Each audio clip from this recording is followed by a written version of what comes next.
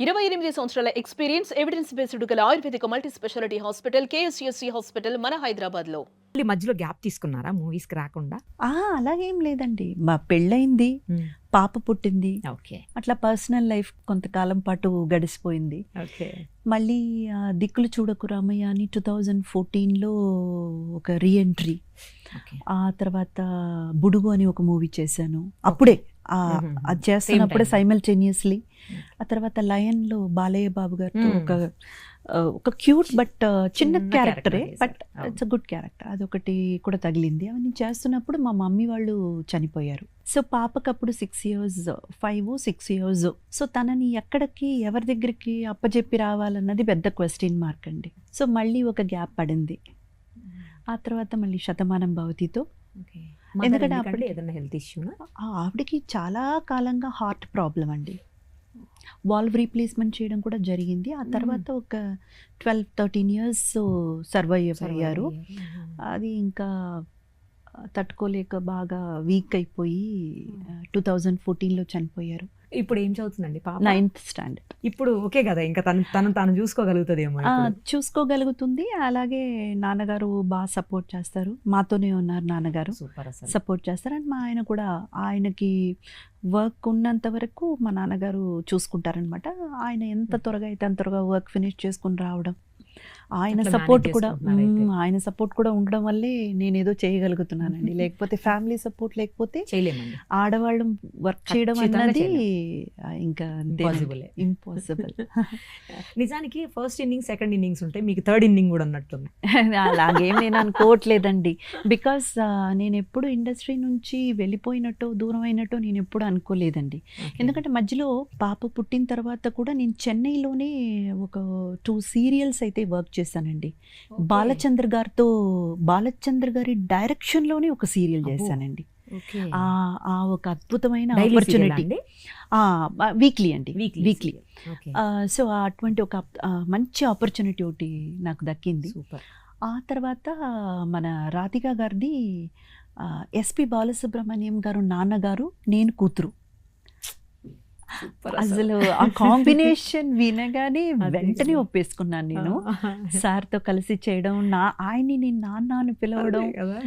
ఆ తర్వాత అంతా కలిసినప్పుడల్లా నేను నాన్న అనే పిలిచేదాన్ని, ఆయన అమ్మ అని పిలిచేవారు. సో అది ఒక మర్చిపోలేని. సో నేను ఎప్పుడు అవే అంటే కంప్లీట్లీ అవే కాదండి, ఏదో ఒక రకంగా టచ్ లోనే ఉన్నాను. బిగ్ స్క్రీన్ కే కొంచెం దూరం ఉన్నారు అంతేనండి. ఇప్పుడు థర్డ్ లో అయితే మరీ దగ్గర అయ్యారు మీరు జనాలకు. అసలు ఫస్ట్, సెకండ్ ఏమో గానీ థర్డ్ లో బాగా దగ్గర అయిపోయారు. ఏమనుకుంటున్నారు రీజన్స్ ఇంతగా దగ్గర అవ్వడానికి? అంటే చిన్న పిల్లలకు సైతం దగ్గర అవ్వడానికి అదేం లేదండి, టైం అంతేనండి. టైమా? ప్రతి ఒక్కరు ఏమనుకుంటారంటే మనం ఏదో చేసాము, చాలా కరెక్ట్గా ప్లాన్ చేసాము, చాలా క్యాల్కులేటెడ్గా ఉన్నాము అని అంతా అనుకుంటారు. కానీ అది ఏది నిజం కాదండి. అంత టైం అండ్ మనకు రాసి పెట్టుంటే అది జరుగుతుంది, అంతేనండి. ఎవ్రీథింగ్ ఇస్ ప్రీ రిటర్న్, అంతే. కరెక్ట్. ఏది ఎలా రాసి పెట్టుంటే అది అలా జరుగుతూనే ఉంటది. మనం చాలా అనుకుంటాం చేంజ్ చేద్దామని, కానీ మేబీ చేంజ్ కాదు కండి. మనం కొన్ని విషయాలు నేను ఇది ప్లాన్ చేశాను రా, అది అలా కరెక్ట్గా ఆ టైం. నిజం చెప్పాలంటే అండి, ఎవ్వరు ఏమీ ఇక్కడ చేసేది ఏం లేదండి. మనకు అది టైం కుదిరి వచ్చిందంటే అది అలా జరిగిపోతుంది, అంతే. టైం కుదరలేదనుకోండి, మీరు ఎన్ని ఇది చేసినా ఇంకా జరగదు అది. కరెక్ట్. ఎన్ని ప్రయత్నాలు చేసినా జరగదు. కరెక్ట్. సో ఇదేదో ఇప్పుడు మళ్ళీ నా టైం బాగుంది, భగవంతుడు నన్ను అలా బ్లెస్ చేశారు, అంతే. మళ్ళీ ఎలా అండి ఇందులోకి ఎంట్రీ ఎలా వచ్చింది? అంటే శ్రీదేవి డ్రామా కంపెనీ కావచ్చు, లేకపోతే అది బికాస్ ఆఫ్ జబర్దస్త్ అండి. ఓకే. మీరు అప్పుడప్పుడు వచ్చారు కదా జబర్దస్త్ లో? అంటే అప్పుడప్పుడే కాదండి, అది రోజా గారికి ఏదో ఒక చిన్న హెల్త్ ప్రాబ్లం వచ్చి ఆవిడ ఒక 1 month రెస్ట్ తీసుకోవాలని డాక్టర్ చెప్పడం వల్ల రాలేదు. 1 month అండి, 1 month రాలేదు. అప్పుడు కూడా వాళ్ళు జబర్దస్త్ టీం నన్నేదో పర్మనెంట్గా పెట్టాలని కాదండి. ఫస్ట్ వాళ్ళు పిలిచింది ఒక 1 day వర్క్, అంటే 1 dayలో 2 episodes చేస్తారు. ఓకే. సో ఆ 2 episodesకే నన్ను పిలిచారు. అది ఆడియన్స్ రిసీవ్ చేసుకోవడం మంచిగా రిసీవ్ చేసుకున్నారు అండ్ ఛానల్ కూడా చాలా హ్యాపీగా ఫీల్ అయ్యారు కాబట్టి అలా 1 month కూడా నేనే కంటిన్యూ అవ్వడం జరిగింది. Okay okay. ఇంకా ఆ తర్వాత ఇప్పుడు పర్మనెంట్ అయిపోయారు మాకు. అవునండి, అలా జరిగింది. అలా జరిగిపోయింది. అలా జరిగిపోయింది. జబర్దస్త్లోకి అలా ఎంట్రీ అయిపోయారు, పర్మనెంట్ అయిపోయారు మా కోసం, ప్రేక్షకుల కోసం, మీ అభిమానుల కోసం. ఎందుకండి, నేను సంపాదిస్తున్నాను కదా నా కోసం కూడా. కానీ చాలా ఎంత బాగా చెప్పారు. అంతే కదండి, ప్రేక్షకుల కోసం, వీళ్ళ కోసం, వాళ్ళ కోసం అంతా ఎందుకండి, మన అభిమానించే వాళ్ళ కోసం. అంటే మనకు అభిమానించే వాళ్ళు అక్కడ ఉంటే బాగుండు అని అనిపిస్తుంది. మీరు చెప్పింది కూడా పర్ఫెక్ట్. అభిమానించే వాళ్ళ వల్ల నా కోసం, ఎందుకంటే వాళ్ళు అభిమానిస్తున్నారు కాబట్టి ఈరోజు నేను చేయగలుగుతున్నాను. కరెక్ట్ అండి. So it is again profit and plus for me only. ఇప్పుడు ఇక్కడ అప్పుడప్పుడు రావడం వల్ల శ్రీదేవి డ్రామా కంపెనీకి వెళ్ళారా? కాదండి, ఇక్కడ నేను ఫస్ట్ జబర్దస్త్లో ఆవిడ ఒక 1 month గ్యాప్ అప్పుడు చేశాను కదా. చేయగానే ఛానల్ పీపుల్ ఇటు మల్లెమాల వాళ్ళు ఆఫీస్లో కూడా చాలా హ్యాపీ అండ్ అప్పుడు శ్రీదేవి డ్రామా కంపెనీ ఆల్రెడీ జరుగుతుంది, ఆల్రెడీ నడుస్తున్న షో అది. దానికి పర్మనెంట్గా ఒక జడ్జ్ కావాలని ఒక నిర్ణయం తీసుకున్నారు మేనేజ్మెంట్. ఓకే. అలా నిర్ణయం తీసుకున్నప్పుడు దే ఫెల్ట్ దట్ నేనైతే బాగుంటుంది, ఒక పర్మనెంట్ జడ్జ్ కావాలి. అది ఎలాగంటే ఇంతవరకు ఒక రకంగా వచ్చింది, ఇక ముందు వెళ్ళినప్పుడు ఒక చిన్న మార్పు తీసుకురావాలని వాళ్ళ ఆలోచన. సో ఆ టైంలో కరెక్ట్గా నేను సెట్ అవుతానని వాళ్ళు అనుకోవడం వల్ల దాంట్లో చేయడం జరిగింది. ఓకే. ఇప్పుడు ఇంకా శ్రీదేవి డ్రామా కంపెనీకి రారా మీరు? ఇంకా అంటే ఆల్రెడీ టీవీలో 2 shows చేస్తున్నాను కదండి జడ్జ్గా. మళ్ళీ 3rd show కూడా నేనే జడ్జ్ అయితే మరి ఆడియన్స్కి బోర్ కొడుతుంది. ఎక్కడ చూసినా ఈవిడే జడ్జ్మెంట్ సీట్లో కూర్చుంటున్నారని వాళ్ళకి కూడా ఒక వెరైటీ కావాలి కదండి. ఏమో మీరే ఉంటే బాగుండనే కామెంట్స్ కూడా వినపడుతున్నాయి. మరి వాళ్ళకేం చెప్తారు? అలా మనం అలాంటి కామెంట్స్ వస్తున్నప్పుడే మనం ఆగిపోవడం మనకు మర్యాద అండి. ఎందుకంటే మళ్ళీ చిచ్చి అనిపించుకొని దాని నుంచి బయటకు వచ్చాం అనుకోండి, అంతకంటే దరిద్రం ఇంకొకటి లేదు. సో ఇది బెటర్ అండి. ఏది బాగా అనిపించిందండి? శ్రీదేవి డ్రామా కంపెనీలో చేయటం బాగా అనిపించిందా, జబర్దస్త్లో చేయటం బాగా అనిపించిందా? ఈరోజు మనం వర్క్కి వెళ్తున్నామంటే ఆ ఇచ్చిన వర్క్ మనకి ఎవరైతే నమ్మకంతో ఇచ్చారో వాళ్ళు హ్యాపీగా ఫీల్ అవ్వాలి, మనము హ్యాపీగా చేయాలి, అంతవరకేనండి. ఇంకా మళ్ళీ దాని గురించి ఆలోచించే మైండ్ సెట్ అయితే నాకు లేదు. చేసే వర్క్ కంప్లీట్గా 100% సాటిస్ఫాక్షన్తో మనం చేయాలి. అది ఎక్కడ చేసినా సరే, మీరు ఈ షో కాదు రేపు 2 నుంచి తీసేసి నాకు వేరే షో ఇచ్చినా అక్కడికి వెళ్ళినా ఐ విల్ బీ 100% అండి. అంతే. ఇప్పుడు కొన్ని మిక్స్డ్ కామెంట్స్ వినిపిస్తున్నాయండి. ఈ మధ్యకాలంలో జబర్దస్త్ రేటింగ్ తగ్గిపోయిందని కొంతమంది, లేదు ఇప్పుడే బాగుంది షో అని. ఎందుకంటే రీజన్స్ ఏంటంటే కొంచెం బాడీ షేమింగ్ గురించి రకరకాలుగా కొన్ని అక్కడ స్కిట్స్లో జరిగే వాటి కోసమో మరి ఎందుకో తెలియదు, అడల్ట్ కంటెంట్ అనో సంథింగ్ తగ్గిపోయింది రేటింగ్ అని. కొంతమంది ఏమో లేదు ఇంద్రజా గారు వచ్చిన తర్వాతే బాగుంది అని కొంతమంది. రియల్లీ సో యాక్చువల్గా చెప్పాలంటే ఇప్పుడు ఇందులో 2 questions ఉన్నాయండి. నేను ఫస్ట్ రేటింగ్ గురించి చెప్తాను మీకు. ఇప్పుడు జబర్దస్త్ 2013లో స్టార్ట్ చేశారండి. ఆల్మోస్ట్ చూడండి ఇప్పుడు 9 years కంప్లీట్ చేసుకుని 10th yearలోకి వచ్చింది. ఇంతవరకు అండి టెలివిజన్ హిస్టరీలో ఒక కామెడీ షో, ఇన్నేళ్ళు నడిచిన కామెడీ షో నాకు తెలిసినంత వరకు జబర్దస్త్ ఒక్కటి. అందులో మళ్ళీ 2014-15 నుంచి ఎక్స్ట్రా జబర్దస్త్ కూడా నడుస్తుంది, స్టార్ట్ అయి నడుస్తుంది. సో మీరు ఆలోచించండి, టీఆర్పీ రేటింగ్స్ ఇవన్నీ పక్కన పెట్టేసేయండి. ఇది ఎంత పెద్ద విషయం అండి. చాలా గర్వంగా, చాలా గొప్పగా మన తెలుగు వాళ్ళందరూ చెప్పుకోవాల్సిన విషయం అండి. అంటే ఒక్క మేమే కాదు, అక్కడ పనిచేస్తున్నామన్నందువల్ల మేం కాదు, మన తెలుగు వాళ్ళు గొప్పగా చెప్పుకోవాల్సిన విషయం. బికాస్ మన ఇండియాకు సంబంధించిన వరకు కూడా ఇటుపక్క మీరు రీజనల్ లాంగ్వేజెస్ తీసుకోండి, నేషనల్ లాంగ్వేజెస్ తీసుకోండి, ఎక్కడ కూడా ఇన్నేళ్లుగా జరిగిన ఒక కామెడీ షో అన్నది లేదు. So we are very proud of it అండి. ఇంకా టీఆర్పీ సంగతికి వస్తే ఎప్పటికప్పుడు మనకు మార్పులు అనేది వస్తూ ఉంటుందండి. ఆ మార్పులకి సంబంధించి మన అప్గ్రేడ్ అవ్వడం అండ్ ఆడియన్స్ కూడా దానికి అప్డేట్ అవుతూ రావడం, ఇవన్నీ జరుగుతూ ఉంటాయండి, సైమల్టేనియస్లీ జరుగుతూ ఉంటాయి.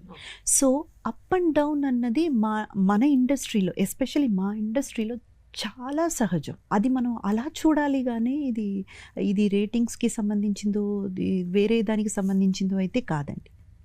అంటే కొంతమంది వెళ్ళిపోయినప్పుడు ఇంతకు ముందు కూడా ఇలాంటి ఒక చర్చ వచ్చింది. అప్పుడు కొంతమంది టీమ్ లీడర్స్ వెళ్ళిపోయారు, కొత్త వాళ్ళొచ్చారు. అప్పుడు మళ్ళీ ఒక చిన్న ఒక కైండ్ ఆఫ్ ఒక టాక్ అయితే వచ్చింది. ఆ తర్వాత మళ్ళీ ఒక ఫ్రెష్ లుక్ వచ్చింది. ఇది జరుగుతూనే ఉంటుందండి. ఇది ఈ షోకని కాదు, ఏ షో అయినా కానీ మీకు ఇలాంటి విషయాలు కొంచెం అప్పుడప్పుడు అలా యూనో అది ఉంటుందండి. కానీ ఇది ఏమాత్రం నిజం కాదు. బికాస్ జబర్దస్త్ ఇప్పుడు కూడా ప్రతి ఒక్కరు చాలా ఇష్టపడి చూసే ఒక షో. అండ్ నేను చేస్తున్నానని కాదండి, నేను ఎయిర్పోర్ట్లో కలిసిన వ్యక్తులు కానివ్వండి, నేను బయట కలిసే వ్యక్తులు కానివ్వండి, లేదా నాకు సంబంధించి నేను వింటున్న కామెంట్స్ కానివ్వండి, every one like Jabardasth. So వాళ్ళకి ఏదో ఒక రకంగా చాలా రిలాక్స్గా, చాలా రిఫ్రెషింగ్గా ఫీల్ అయ్యే ఒక షో అనమాట. సో డెఫినెట్గా ఇది ఒక చిన్న ల్యాబ్స్ అంతేనండి. Because there are lots and lots of changes happened. మీరు అన్నది కరెక్టే. ముందు ఉన్న టీమ్ లీడర్స్లో ఇప్పుడు ఒక లేదండి, ఎవరు లేరని కాదు. ఇప్పుడు ఎవరో ఒక 2-3 లేరు. తర్వాత మళ్ళీ వాళ్ళే ఒక గ్యాప్ తీసుకుని వస్తారా, లేకపోతే మళ్ళీ ఫ్రెషర్స్ వస్తారా, ఇవన్నీ జరుగుతున్నాయి కాబట్టి అలా అనిపిస్తుంది. బట్ డెఫినెట్గా షో అయితే మాత్రం ఇంకా ఇంకా బెటర్గా ఫ్రెష్ లుక్తో ఆడియన్స్కి వెళ్తుంది. అది మాత్రం ఖచ్చితంగా చెప్పగలనండి. తప్పకుండా చాలా త్వరలోనే అందరూ చాలా బాగుంది, చాలా న్యూ లుక్ అనిపిస్తుంది, చాలా బాగుంది అనేసి అదొకటి. రెండోది ఏంటంటే అండి, ఇట్స్ లైక్ జబర్దస్త్ అనేది ఇట్స్ ఒక కామెడీ షోస్కి ఒక మదర్ లాంటిదండి. బికాస్ దీన్ని చూసి ఒక ఇన్స్పిరేషన్గా తీసుకొని వచ్చిన షోసే ఇప్పుడు మిగతా ఛానల్స్లో రన్ అవుతుంది, అంతే కదండి. So first ever show for only comedy skits మీద అంటే మన షోని. దీన్ని స్ఫూర్తిగా తీసుకుని దాని మీద కొంచెం వర్క్ అంతా చేసి రావడమే మిగతా ఛానల్స్లో రన్ అవుతుంది ఇప్పుడు కూడా. సో అలా ఉన్నప్పుడు మనకు ఏమవుతుందంటే అండి, కొన్నిసార్లు ఈ వర్డ్ స్ప్రెడ్ అంటారు కదండి. అంటే ఒక విషయాన్ని బాలేదని అలా స్ప్రెడ్ చేశారనుకోండి, బాలేదేమో అన్న ఒక ఫీల్ కలుగుతుంది కదా. నాకు సంబంధించి అదే అనుకుంటానండి. ఎందుకంటే it's kind of word spread అంతే. అది అయిపోయిందిరా, దాని పని అయిపోయిందిరా, ఇది ఈ ఒక్క షో కాదండి, మామూలుగా చెప్తున్నాను, ఊరికే చెప్పేయడం అండి. అది ఒక 10 మంది చెప్పేటప్పటికి 100 మంది, 100 మంది చెప్పేటప్పటికి 1000 మంది. అసలు వాళ్ళు ఆ షో చూస్తున్నారా, నిజంగా చూసి చెప్తున్నారా, అవన్నీ కూడా మనకు తెలియదు కదా. సో అది కాదండి, చూసేవాళ్ళైతే ఆ వ్యూవర్షిప్ అయితే తగ్గలేదు. చూసేవాళ్ళు చూస్తున్నారు. అండ్ డెఫినెట్గా ఒక ఫ్రెష్ లుక్తో తప్పకుండా అంటే ఇంకా కూడా అందరూ ఎంజాయ్ చేసే విధంగా అయితే షో మారుతూనే ఉంది. సో అది చాలా ఎంజాయ్ చేస్తారు ఆడియన్స్. నాకైతే ఆ నమ్మకం ఉందండి. మిక్స్డ్ టాక్లో మీరు వచ్చిన తర్వాతనే అసలు రేటింగ్ పెరిగిందని కూడా కొంతమంది. అబ్బో అదంతా ఏం లేదండి. ఒక్క విషయం చెప్తానండి, స్కిట్ బాగుంటే ఎవ్వరొచ్చి అక్కడ కూర్చున్నా దాని గురించి అసలు ఆడియన్స్ పట్టించుకోరండి. అంటే ఒక్కటేంటంటే అండి, యాజ్ అ జడ్జ్గా నా పని ఏమిటని నేను అనుకోవడం అంటే, అటు టీమ్ లీడర్స్కి, ఆ టీంలో పనిచేస్తున్న ఆర్టిస్ట్కి మనం వేసే పంచులు, మనం చేసేటువంటి ఈ కామెడీ ఆవిడ అర్థం చేసుకోగలదు, ఆవిడికి అంత కమాండ్ భాష మీద ఉంది అన్న ఆ నమ్మకాన్ని ఇవ్వడం. ఇటు ఆడియన్స్కి ఈ చోట మనం నవ్వాం, ఆవిడ కూడా నవ్వింది అని కనెక్ట్ అవ్వడం.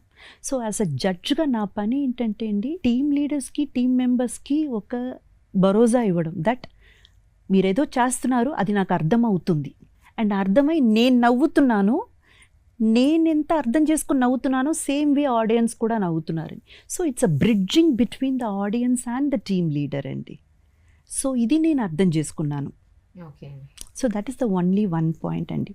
అండ్ ఇంతకుముందు మీరు చెప్పినట్టు ఈ బాడీ షేమింగ్ గురించి, ఇది చాలా చోట నేను వింటూనే ఉన్నానండి. జబర్దస్త్లో బాడీ షేమింగ్ చేస్తున్నారు, లేదా ఏ కామెడీ షో తీసుకున్న దాంట్లో బాడీ షేమింగ్ చేస్తున్నారు, అలాంటి డైలాగ్స్ చెప్తున్నారు అని చెప్పేసి. అడల్ట్ కంటెంట్ వస్తుంది ఇట్లా. అది అంత నాకైతే తెలియదండి. ఎందుకంటే చేస్తున్న వాళ్ళందరూ అడల్టే కదండి, ఎవరు జూనియర్స్ పిల్లలు కాదు కదండి, అడల్టే చేస్తున్నారు. కానీ అది మితమించిపోకుండా ఒక గీత గీసుకుని దాంట్ లోపల ఉన్నంత వరకు అయితే ఏం ప్రాబ్లం లేదండి. అది ఎప్పుడో ఒక్కసారి అటు ఇటు అలా ఒక లైన్ అటు వెళ్ళి మళ్ళీ వచ్చేయడం, మళ్ళీ సెటిల్ అయిపోవడం. ఎందుకంటే దాన్ని మానిటర్ చేయడానికి మేనేజ్మెంట్ ఉన్నారు, మేనేజ్మెంట్లో ఒక టీం ఉంది, ఆ తర్వాత ఛానల్ ఉన్నారు. వీళ్ళందరినీ దాటుకుని ఏ ఒక్క విషయమైనా ఆడియన్స్కి వస్తుంది. సో వాళ్ళందరూ కూడా చూసి దిస్ ఇస్ ఓకే అని అనుకుంటేనే తీసుకొస్తున్నారండి. కానీ ఇక్కడ బాడీ షేమింగ్ అన్న దాని మీద ఏమవుతుందంటే అండి, అక్కడ వచ్చి నిలబడే ఆ క్యారెక్టర్స్ ఉన్నారు కదండి, అంటే ఎవరి మీద అయితే ఆ బాడీ షేమింగ్ పంచెస్ వేస్తున్నారు అనేసి అనుకుంటున్నారు, ఆ పర్సన్స్ ఇది నా కళ్ళతో నేనే చూశాను, ఇంకొక 4 పంచ్ చెయ్యన్నా అని అడిగి మరీ తీసుకుని వేయించుకునేవాళ్ళు. ఎందుకంటే ఆ 4 పంచులు పడే వరకు వాళ్ళ మీద లైమ్ లైట్ ఉంటుంది కదా అని. మీకు అర్థమవుతుందండి. ఓకే. అక్కడ వచ్చేవాళ్ళు, నిలబడేవాళ్ళు ఎవ్వరూ కూడా ఏవి తెలియకుండా ఏదో కృంగిపోయి చాలా ఇష్టం లేకుండా ఫీల్ అయిపోయి బాధ అంత లేదండి. అవును, వాళ్ళు అందరికీ కూడా ఇది కామెడీ, మనం చేస్తున్నది కామెడీ స్కిట్, ఇందులో అసలు దీంట్లో మనం పెద్దగా ఫీల్ అవ్వాల్సింది ఏమీ లేదు అని, ఇంకొక 4 పంచులు వెయ్యన్నా, నేను కనబడతాను కదన్నా, పర్లేదండి మీరు వేయండి, దాని గురించి ఏం లేదండి, ఇలా చెప్పేవాళ్లే తప్ప.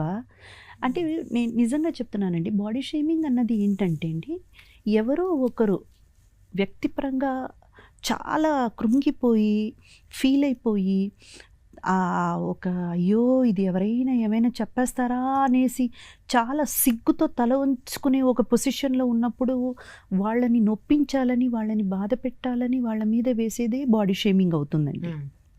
అలాంటిది బయట జరగవచ్చేమో కానీ అండి, ఆన్ స్క్రీన్లో స్టేజ్ మీద అయితే అలాంటిది ఏది జరగదండి. ఎందుకంటే రిహార్సల్స్లో వాళ్ళు చూస్తారు, వాళ్ళు అక్కడే చెప్పొచ్చు కదా, అన్న నా మీద ఇలా మాట్లాడకు, ఇలాంటి పంచ్ వేయొద్దు సార్ ప్లీజ్, నేను అది ఐ కాంట్ టేక్ ఇట్ చెప్పొచ్చు కదా.